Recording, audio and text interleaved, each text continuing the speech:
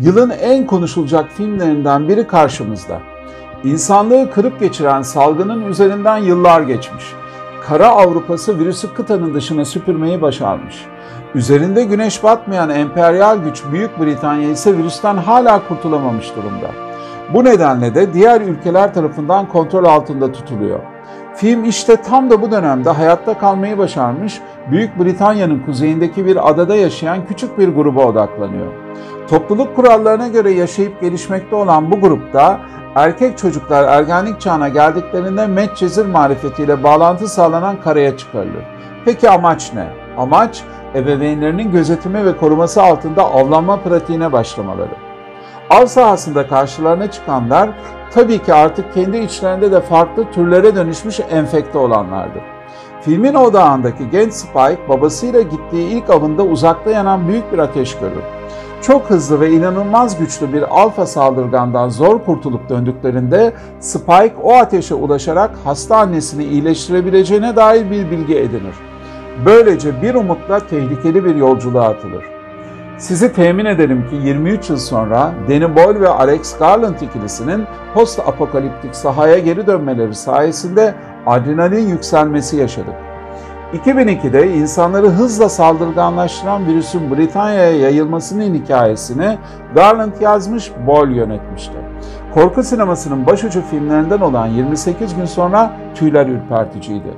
5 yıl sonra başka bir ekip 28 hafta sonrayı çekti ama pek olmadı. Şimdi ikisinin yazdığı ve Boyle'un yönettiği 28 yıl sonra ile bomba gibi düştüler önümüze. Boyle'un enerjisi daha da eskilerde, onu ilk tanıdığımız günlerdeki gibi. Önce 1994'te kara komedi Mezarını Derin Kaz ile ortalığı salladı. Sonra aşık olduğumuz başka bir kara komedi ve dram isyankar Trainspotting geldi. Edinburgh'da uyuşturucu bağımlısı İskoç gençler üzerinden müthiş bir hayal dünyasıyla kent sefaretini iç içe geçiren film, çılgın biçimi, kurgusu ve pop ile punk rock parçalarıyla bir 90'lar kültü oldu. İşte Zombi hikayesi 28 yıl sonra Boyle'un tam da Trainspotting tarzını anımsattığı bir korku olmuş. Öncelikle en ağırlıklı rol olarak Spike için seçtiği Alfie Williams tam bir yetenek. Bir anne-oğul ilişkisinin gerçekçiliği ve duygusallığıyla alt üst oluşumuzun baş müsebbibi. Sonra anne rolünde Judy Comer ile anti kahraman babayı oynayan Ellen Taylor-Johnson, feci bir dünyada başlarına gelebilecek en kötü ihtimalin savrulmalarını mükemmel yansıtıyorlar. O kötü şey ne?